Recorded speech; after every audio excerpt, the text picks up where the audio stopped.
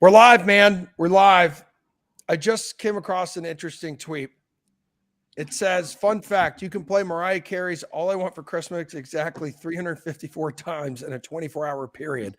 And if you started at midnight on November 1st, Jeff, you can play it 19,116 times before Christmas. Isn't that awesome? It's just the best news I've heard all day. So excited not to do that and never playing that song. Oh, I love that. I love that song so much. Anyhow, great way to start the slate here on a Wednesday with you. And I guess Nick Fryer's part of the Wednesday crew now. We've kind of kidnapped him and adopted him. Yeah, we're going to have to adjust. Like, it can't be the gorgeous golf gurus anymore. It's like the above average looking, golf and, NFL guys. We'll just call it now. You're the judge on that now. Okay. Yeah, no, we certainly are, bro. Listen, we built this thing. Jeff and I are the highest paid employees at DraftKings. Show some respect, man. The calf guys and Nick is what it is, what we're going to be. Yeah, that was what I always enjoy when Jeff slides pictures of his dad calves into our group chat. That was something I wasn't ready for today. I'll tell you that. Oh man, get ready for it, pal. You gotta earn your stripes around here, Nick. Okay, that's part of the process. Yep. So. Yeah, you know it's real, Nick, when we start a group chat and like you're in it. You know what I mean? I'm honored. Yes. And you bragging about your exercise routines too. Very impressive. Well, dude, just a couple guys who are shredding 30 minutes before the show, so we're on top of our stuff here. Yeah. I did it first thing this morning, so whatever. Nobody does that. All right, here we go. Jeff Ulrich, Nick Fryer. I'm Emerson Lotzi, everybody. Producer Eamon behind the scenes. We got TP on the ones and twos. We'll talk mostly football, odds, all the fun stuff here coming up in week 11, which is going to kick off tomorrow night, man. Tomorrow night against the Packers. Packers and the Titans will be facing each other in Green Bay. I'm kind of excited for this one, Jeff. So Packers right now currently 3.5-point favorites at home. I know you have said multiple times over the past couple weeks that you believe that the Packers are going to turn this thing around and actually be a dark horse come like postseason time. Sure. I mean, the NFC's absolutely just wide open. I mean, why not, right? I mean, I think that when you're looking at this game too, I mean, what the Packers did last week, I think there's reason to be fairly optimistic. I mean, they ran the ball, as effective as they have. They ran the ball at the highest rate they did all season. That's good for an offense that was missing a top wideout. And then, I mean, we haven't even talked about Christian Watson and his emergence, obviously. But I mean, how can you not like what you've seen? I mean, I think when, it's so easy to quickly forget about a guy. But when the Packers made that pick, the natural inclination was maybe this is their next Jordy Nelson. And he sure looked the part, in college, dominating against lower competition, which he should have. He just hasn't had a chance. And I mean, if they can get that guy to really punish teams that are going to, stack the line against them. I mean, Aaron Rodgers is coming off 2 MVP seasons. You can't tell me that this guy's just done. Like, I'm on the Packers here. I like the fact that like people are trying to get on the Titans. The Titans they're scrap. Like, I mean, they are what they are, but like they're not what I'd call like a top tier team. So I think this is a spot for Green Bay to really show some continuation, take advantage of a weaker secondary, and really for their defense to potentially control this game against Ryan Tannehill. So yeah, give me the Packers here.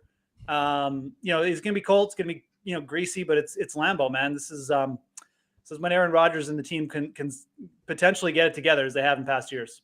Yeah, Nick, anything stand out to you here when you're looking at this game? I know Tannehill did return last week, in a win over the Broncos. That was a kind of an ugly, low-scoring victory, but Titans are 4-0 ATS on the road in their last 4 games. Yeah, look, I mean, I want to fade Aaron Rodgers as much as I can right now, but at the same time, like Jeff raises some good points. And then when you look at the market movement too, that's something that I'm always got to consider. Looking at it right now, and the Packers are only getting 45% of the bets, but they're getting 65% of the handle when looking at the spread bets right now. And then and I'm seeing that when the spread was -3, but right now on DraftKings Sportsbook it's -3.5. So the Titans are getting an extra point, even though the majority of the bets are going to, in terms of just percentage of bets, not the handle, are going towards the Titans. So that's telling me that the Packers are going to be the one that cover this one. But still, the play that I think I like the most is Aaron Rodgers going under his passing yards prop in this one. Because I'm just looking at some of the production of opposing quarterbacks against the Titans over the course of the season. And a lot of guys, like I think we've seen two quarterbacks go over 250 passing yards. I believe his prop is set at 244. And when you look at Rodgers too, that's not a number that he's hammered. He's gone over a lot. He's actually, I'm sorry, he's around that number quite a bit, but he doesn't go over his passing yard props quite often. He only had that one big game where he really went off. So seeing his number at like a number that makes sense for him going up against a team that is doing well at limiting passing yards from opposing quarterbacks, I like the Titans to hold him under his passing yard prop. Okay, yeah. I just feel like Rodgers at Lambeau at night, Jeff, is easier to trust than Tannehill on a short week.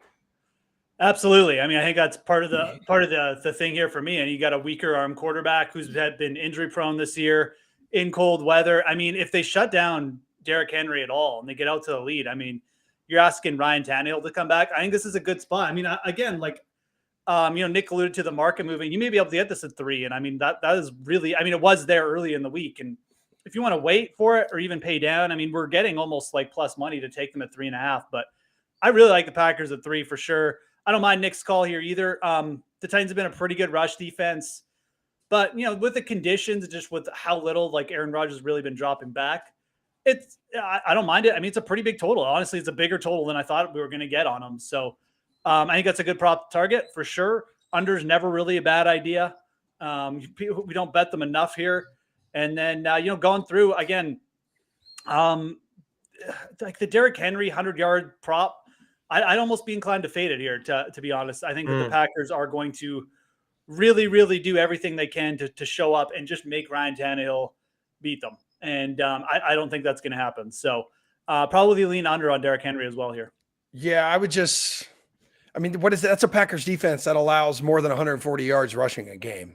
I get it. I get it. It's you look at the matchups, like a DVOA and stuff like that, but this is, the Titans they're just a funny team, man. Like they show up in spots they're not supposed to. And I think that when you telegraph the run, like the Titans do, and what's coming, it does make it a little bit easier to game plan against. And on a short week, I think that the Packers front is going to show up here. I really do. I think this team is about ready to put up a little bit of a defensive effort here. And it's a big prop on Derrick Henry. Again, like I think if the Packers get out to the lead here, you could see them, really limiting Henry's just carries overall too. So we got ball control offenses on both sides. I think that the Packers are the team I want to, get in on. And again, if they do control, that'll just mean less carries for Henry. So I'm actually looking. I know it's always risky, cold weather late in the season, but actively looking to fade that total on Henry here. It's a tough one because like I was looking like at getting ready for this and thinking, okay, Derrick Henry probably like wouldn't want to lean towards the over because Tannehill's back and everything. For all the reasons that we're talking about here, I would think the over. But when you see it at the century mark, and it's like, there aren't many running backs that have gone over that number against the Packers. I mean, I know it's like, I think it's what Breece Hall did it. Tony Pollard did it last week. And I know like they're still like teams are still, David Montgomery did it earlier in the season. And I know teams are still accruing over 100 yards pretty frequently against the Packers, like just in their running backs.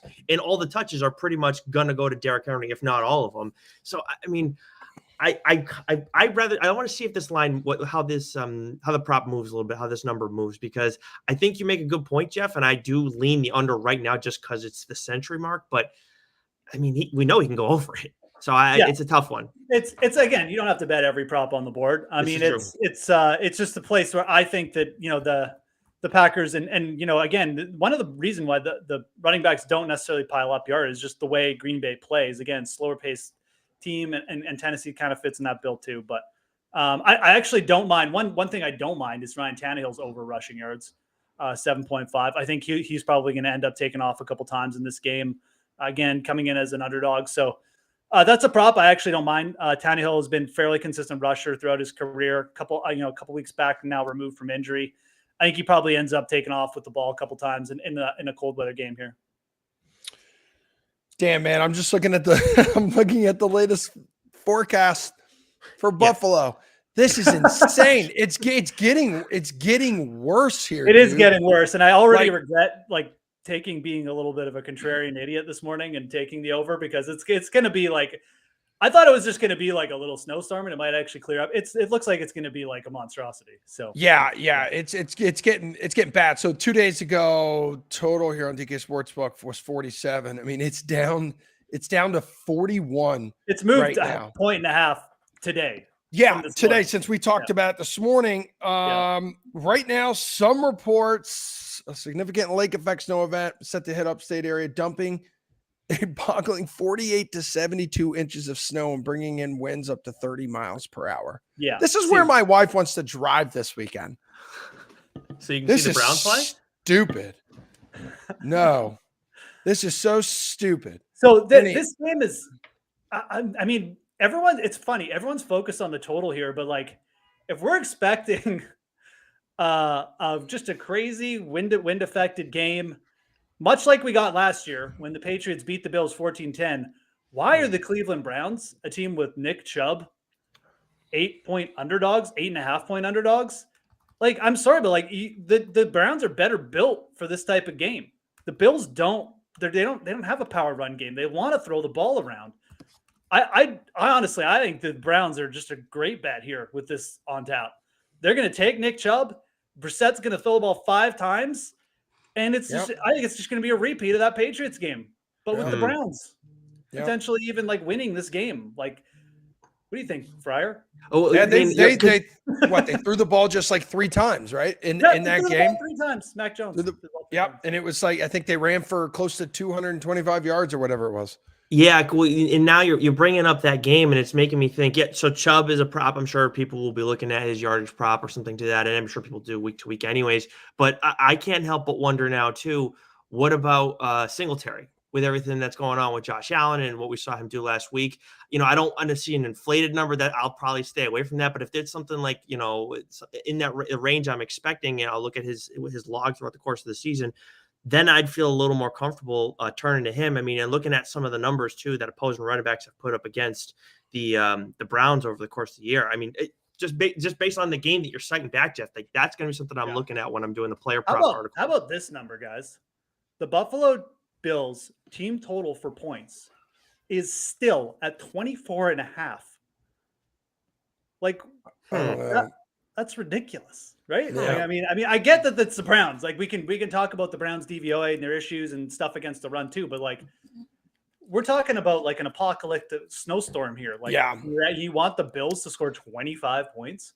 I know, and that's gotta maybe. be People are probably looking at maybe not completely wrapping their mind around how serious that this snow event could be. It's still Thursday. Like we talk about this stuff, or so Wednesday. Sorry, yeah, we talk about this stuff all the time. The general public isn't going to get into this until Friday. So obviously, if you're smart and you watch this show every day, now you know this is probably a spot you started, and you got to get on it now. This total is going to be like 37 or something. Like, honestly. Yeah, dude. Because Jeff, you're exactly right. People are thinking, "Oh, this is a Cleveland defense that just got torched by Miami for what? 39 points, almost 500 yards back in Week 10." Yeah. Like, okay. Even this morning, when I didn't think that this storm was going to be as bad as it apparently is, I still bullish on the over because again, it is the Browns and the Bills, but like at this point, this may be worse than that game last year. So, anyway, there's the bet. 24.5 points under the team total. That is damn, ridiculous, dude. Big man. Like, and you're right. This is going to keep going down. I mean, you guys talked about it already, but like 47 points a few days ago, and looking at the market movement right now too, it's 76% of the bets, 88% of the handle is going towards the under in this one. So it's only going to keep going lower and lower. So if you want to get it on this, definitely go with get on it now at 41. I definitely like the Browns in that spot too. I mean, again, like yes, it's weird. Dude, it would be wild if they lost a third straight game. Like it's weird looking at the standings and seeing the Bills in third place right now. And like this game is coming at the worst time for them because if we had a dome here, if we had nice weather, the Bills would probably just chuck it all over the yard and they'd probably get a win over the Browns. But like this game legitimately so much weird stuff could happen now, right? So it's one you got to keep an eye on here leading up to Sunday.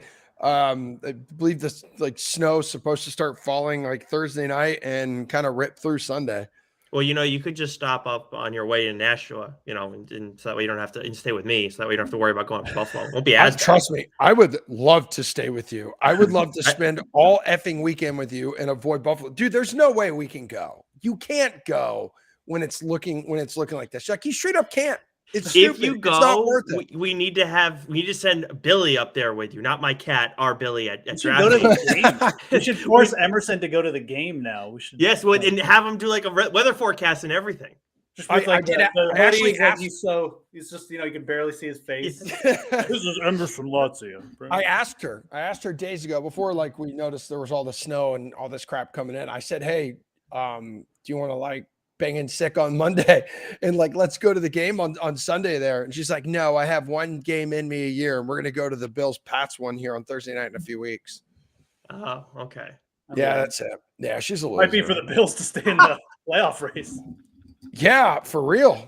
You know what? There are actually a lot of pretty tight spreads on the board here. Yep. On the DK Sportsbook, Nick. Is there one that really stands out to you? There's a lot within like anywhere between 3 and 4 right now. This should be a good week, man. Should be some tightly contested games this week. Yeah, I mean the Saints one was one I was interested in, but now we're seeing Matt Stafford is back in the mix and everything. So I kind of want to wait to see how that line moves. Yeah, that's still a low total too. I think maybe the lowest on the board with Jets Patriots. Yeah. Move back to 4. The it did. The Steelers is actually one that I'm kind of like, I don't really need to overthink this one. The Steelers are at home. They are great covering at home. And I know the Bengals like have figured things out since the last time they saw them. And I was confused. Jamar Chase, like he's not on IR, so he could potentially. No, I thought he was. I thought he was on IR. I thought he was out for at least 4 weeks. I thought it was 4 to 6 weeks, but not on the IR. That's how I saw it. Okay. Yeah. So I think Nick's right. Yeah. I don't think that would necessarily change anything for me. You get used to it, Emerson. You should be used to it by now, actually. But Steelers +4, I think that's still a good number. And then there was another one too. Oh, the Lions. They are on the road, so I'm fading them. There's no way I'm backing them. Like, forget it. If they're at home, really, because they're going for that rare 3-game win streak, man. A chance of the Lions to win 3 in a row here. No way. No, I mean, like the Giants are a solid team, and look, I had a lot of guys for season long with the Lions. So I hope they do well, but I just don't think that they're going to pull this one off. So. Okay. So because that offense, Jeff, looks way better with Amon-Ra St. Brown healthy, and New York, while 3-1 straight up in home games this season, all 4 have been decided by 1 score or less, 8 points or less. And I'll go against Nick here. I actually like the Lions. I think the Lions are a good upset pick tonight, this week. If you look at these two teams, they're like really similar across the board. Mm-hmm. Like they're poor rush defenses. Their pass defense is like a little bit better, DVOA wise. They both actually run the ball quite well. Like that's the strength of their offenses. But they're actually not that different. The Lions just had a lot of variability sort of to begin the year. And the Giants have kind of just been like that steady team. But to your point, the Giants don't win games by many points. They win games by 1 score, and they squeak it out. But I think that the Lions are going to be able to run the ball here. I think they got the playmaker and Amon-Ra St. Brown to kind of like hurt the Giants underneath. And I think Detroit's just going to get up for this one. The Giants coming off the bye last week. In that game against Houston, there was a late touchdown there. Like that should have been a 3-point game. I mean, they just about blew it. So it got called back eventually. But again, like I don't really have the confidence in the Giants to cover over 3 points. And I think this will be a close game. So I think it's a good upset pick. I definitely like the Lions on the spread. And if you could get 3.5, that'd be ideal. But at 3, I'm taking the points. The Giants, maybe they squeak out another one, but I'm not going to take them to cover. So yeah, I think this will be a real close game. Interesting one. Kind of like the Lions here for an upset. Okay. All right. I don't mind being wrong. Like I said, I had season long guys. Like I hope it's a high scoring game and everything, but I just it could be. I mean, I know I talked to Buchanan earlier today. He said this was his favorite over. So take that. Oh, yeah. What was that about? Were you on this podcast? I was his podcast. Yes. The over unreasonable odds. There you go. Yeah. I'm over Emerson podcast. chopped it Yeah, up. you and I should start a podcast or something here. That's not what I said, but okay. Detroit 2-2 ATS. Well, actually, Jeff, I'm curious, where are you landing on Raiders Broncos? Because I know you're the biggest God, Russell that game's Wilson going to be apologist. disgusting. Yeah, this is just. I mean, what a game. You've got just two head coaches who. Could there be more teams who are like out on their head coaches here than like Josh McDaniels and what's his nuts? I can't even remember. he's the Hackett, worst, but Nathaniel Hackett. Hackett. I can't even remember his name. You did it. Hackett's a clown, but McDaniels, like, you couldn't look worse right now. Like, I understand Derek Carr is not, he's whatever, but you got too many weapons around him. So, okay. There were reports today that the only reason they haven't fired him is because they don't have enough money to like pay him because they're still paying Gruden and they can't pay a third coach. Like it's literally the definition of a poverty franchise. Well, and they put themselves there though. Like it's crazy. My take here is, and this game, I'm just throwing, like, I don't care about the numbers. I mean, the Denver's offense is terrible. The Raiders defense is terrible, but you've got one quarterback on one side who is showing emotion, saying, obviously going out, putting himself on the line. He's been there for a while. Derek Carr, the team's going to rally. It sees that. They're going to say, this guy cares. We're rallying around this guy. The other side, you got a robot who's doing Subway commercials while his team is burning down. Yeah. I have no confidence that the Denver Broncos are turning it around this week. And Jerry Jeudy, by the way, I'm pretty sure is out too. So you got a coach who's bringing in Latavius Murray to fix their offense. Yeah, that'll work. Give me the Raiders here. 3 points. You got Devontae Adams. You got Josh Jacobs on the other side. You got the team rallying around Derek Carr. Again, throw the coaches out the window. Throw all the numbers. Yep. I'm just playing the fact that the Raiders are going to show up because they're quarterback. And I actually kind of like it, to be honest.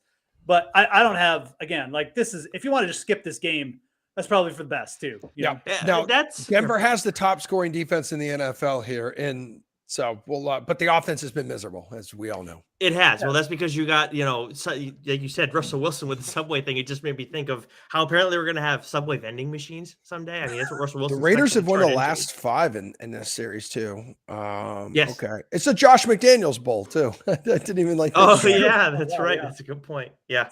No, I like the Raiders in this, but I was curious just because Russell Wilson. Yeah, I mean, I really didn't even want to look at this game, but when you really sit down and look at it, I mean. Again, it's like, first of all, just take the points is never a bad idea when you got teams like this. But I really do think the Raiders will get up for it with Derek Carr. I mean, again, who's your leader? You got to look at the leaders here at this point. Russ, to me, is just waiting for the hack and shoe to drop. I think he just realizes what's going on. He's like, I'm here. You're not getting rid of me.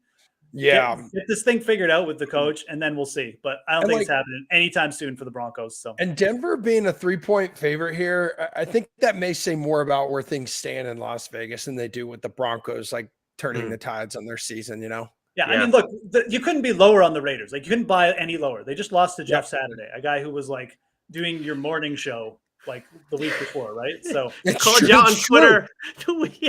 So it can't get any worse.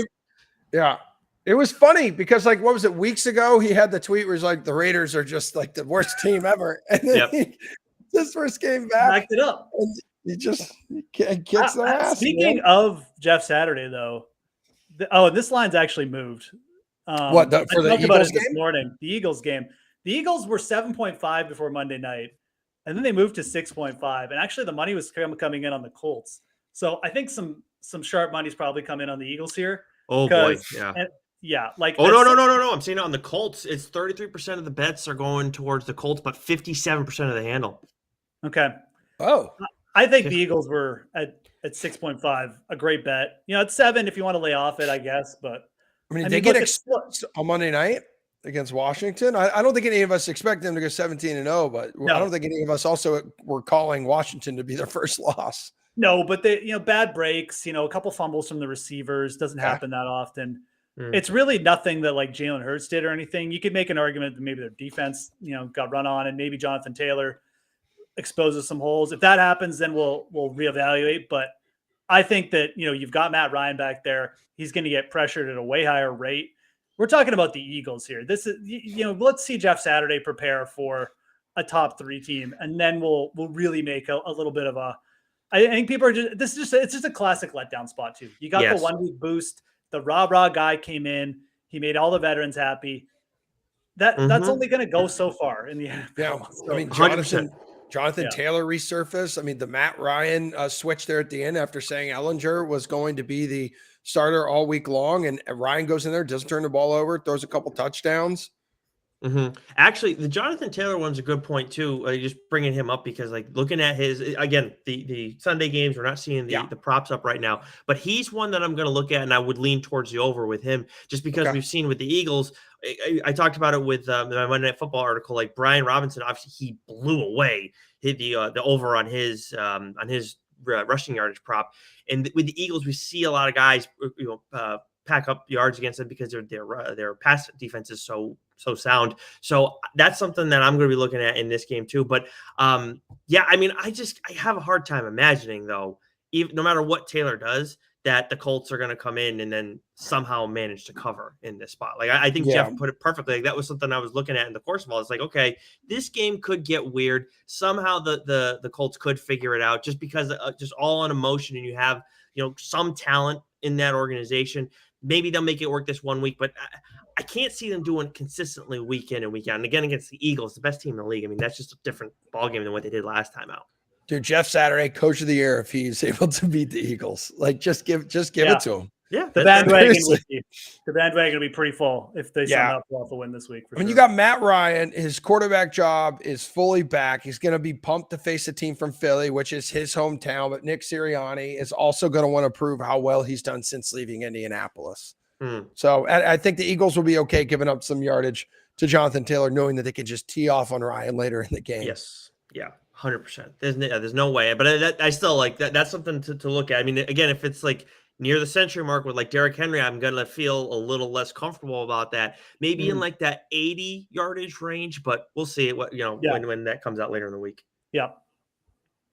What oh wait, dude. So there's only one double-digit spread on the board. Yeah, I was waiting for you to bring that one up. Yeah, this is okay. So then what do you want to hit on here with Ravens Panthers? Ravens are currently 13-point favorites at home. Yeah, man, I feel weird about this one. I mean, like, it's just, the Panthers they absolutely suck. But they do, and we know they're not trying to win. Yeah. So I have there's no doubt. I mean, it's the Ravens on the money line minus 645, absolute like cartoonish. But to get a 2 touchdown win, I just have a hard time with that. With obviously with Bateman out, and then Andrews is back this week, so that could maybe help out in that situation. And I think, is it Gus Edwards that's supposed to be coming back too? Is that right? But Edwards, yeah. I think so. Maybe. So I want to see Baker Mayfield, by the way. It's going to be Baker Mayfield according to Steve Wilkes. Yeah, and you look at the sharp money too. It's definitely with the Ravens right now. 33% of the bets, but 47% of the handle. I need to see how this moves a little bit later in the week and see if we get anything to go with the Ravens. This is the game I have like no take on whatsoever. I mean, Carolina is just to a point where, like who knows what they're going to do week to week. It's just they've got, the quarterback is switching again. Yeah. Their defense is like okay in spots. I personally would just take the points because again, like Carolina, the one thing that we've seen is like they still have DJ Moore back there. Like they've been able to run the ball a bit. If they do show up and like, they're starting to get it together a little bit, just that consistency. And they did beat Atlanta. Like, I mean, I think they'll be able to cover, but again, like I don't know, if they get blown out, I'm not going to be sitting here and be like shocked either. Yeah. So yeah, I just have no take on this game. This is a good one for me to just like leave off. To be honest. I mean, the Ravens had a bye week, so that'll obviously help. You would think naturally coming out and facing and hosting the Panthers, but Baltimore just 2-2 at home this season, and all of those games have been decided by 4 points or less here. This is a gross one, man. I don't love it. Like I was very curious to hear what Jeff had to say on this one because like I see where the sharps are going, but I just to have them win by 2 touchdowns, I just have a very hard time imagining that's going to happen. Also just my feeling with the Ravens is like they're a good team and like they obviously like their offense tough to stop, especially in the regular season, but yeah, like the Panthers have nothing to lose here. You've still got no like wide receiver for Lamar to rely on. Andrew's been banged up. Just throw the Duvernay, man, please, like 20 times. I could see the Ravens just getting ahead here, just grinding out a win, and the Panthers just kind of, moving the ball a bit, kicking some field goals, and this being like a 10-point win, and then we're like, oh yeah, we should have just taken the points. But Yo, I'm getting like a back scratch. Oh, look at that. Joe, before we get out of here, do the Chargers on Sunday night? Like, I'm excited for this one actually. Like Chiefs, Chargers, controlled environment there, like in a dome. I don't have to worry about like 40 million feet of snow. Did the Chargers have enough healthy firepower around Justin Herbert to at least cover here, Jeff? I think the Chargers. I love watching Justin Herbert play, but yeah, the team put up a good fight. You know, they started out against the 49ers, but like I like if they don't do that in this game against the Chiefs, I think it's potentially a spot for the Chiefs to just bury the Chargers, and I think the Chiefs kind of know that, and I think that's kind of what's the most likely scenario here for me. I don't like taking bigger favorites in division games, but like this is like you mentioned with the Chargers, this is not their full team. Their defense has kind of been it was okay in spots last week, but it's still like it's not that great. They're allowing like Juwan Jennings out there to grab some passes. Like they allowed the 49ers to come back and win the game, and I think the Chiefs are going to do potentially just come out and just like maybe Herbert can save this and get the backdoor cover. That's always in play, but this is another one. Like I don't feel strongly about it, but the lines moved. The Chargers at 7 probably would have leaned there. Now it's at 6. I'd probably hop on the Chiefs. I don't think it's gonna get any lower either. What do you think? What do you think? By the way, Chiefs have scored 40+ points in 3 of their 4 road games, and I didn't know this. They have won 8 straight games on the Chargers' home field. The Chiefs have. I see. I kind of like the Chargers in this one, and part of that is like looking at the sharps and seeing what they're doing. 33% of the bets, 63% of the handles going towards the Chargers to cover in this spot. I understand all of Jeff's logic. I think it's all fair. But one thing, like I know one guy's not going to win this game, but looking at what running backs have done against the Chiefs throughout the course of the season too, and where Eckler was last time, he did well in the passing attack in that the last time when they saw the Chiefs, but on the ground he hadn't taken that step, right? Because early in the season he kind of was like sputtering a little bit on the ground. Now he's got it going, and we've seen other guys do really well against the Chiefs. Etienne, he didn't put up crazy numbers last week, but he did get the over on his receivings prop, which I did have him doing on DraftKings DK Nation. But yeah, so I do this. I think Jeff's right. Like let's see what this looks like a little bit later on in the week. But right now, I am leaning Chargers. I admit, like at 7, I definitely would have just sat here and say, just take the points. If this gets any lower, though, like I think you got to think about the Chiefs. Like if this somehow gets under 6, I'd kind of just be out, or I'd take the Chiefs. So yeah, again, not like a game I'm actively looking to go crazy on, but it's a division. The Chargers probably should have beat the Chiefs early in the year, but I'm just a little worried the Chargers season is about to go like fully south here. Yeah, I think that was kind of their last week. So. You see what I tagged you into on Twitter? Like you were talking about Eckler this morning. Yeah, like I didn't realize he had that many receptions, dude. No, it's ridiculous. I mean, their whole offense is just like holy hell, passes out of the backfield, getting him on flyer outs outside. Like he's legit. Fryer, what do you have? I just wanted to throw out one thing for NBA people who are looking for NBA plays tonight. DeJounte Murray over 33.5 points, assists, and rebounds. I think is a really good number for him tonight with Marcus Smart and Malcolm Brogdon out for the Celtics. And backing him to get a double-double is even better play. A little more risky, obviously, plus 330, though. He flirts with that a lot. He's only gotten 3 double-doubles this season, but he's always right there. And with the Celtics kind of being depleted at the guard position, I think he's going to have a good night tonight. Jeff, what's your best golf bet then? I guess before we leave, he got to work in an NBA one. What's your best? Oh, actually, if you want a long shot, not really a long shot, but how about top 20? Oh God, I gotta find the golf. Oh my God, I'm panicking. Jesus, golf. You can do this. I can do the golf analysis if you want. I actually don't think I can. Sean O'Hare, top 40, top 20. I'll just tell people I don't have to bring it up. But yeah, you're getting O'Hare. A veteran player, he's finished top 20 in 4 of his last 10 starts. There he is. Plus 275 for a top 40. Last time I looked, he was around plus 270, plus 750, or plus 850 for a top 20. So you bet him top 20, bet him top 40. Again, he's played well. He's top 20 at the Bermuda. He's T11 there. He's just a consistent player. This is a perfect kind of veteran course in a wide open field. He needs points. So Sean O'Hare, top 20, top 40. That's what I'm going to throw out. It's nice odds attached. All right, boys. Nice job. Madden game coming up here in just a couple minutes. It's the Emerson Latzia Classic. It is the Patriots versus America's team, the Jacksonville Jaguars. Enjoy that. Nick Fryer, Jeff Ulrich. I love you guys. Mean it. Producer Eamon, TP on the ones and twos. Appreciate it. Everyone who watched and dealt with us, thank you as well. We're back in studio tomorrow morning, 11 o'clock Eastern time for a live edition of The Sweat.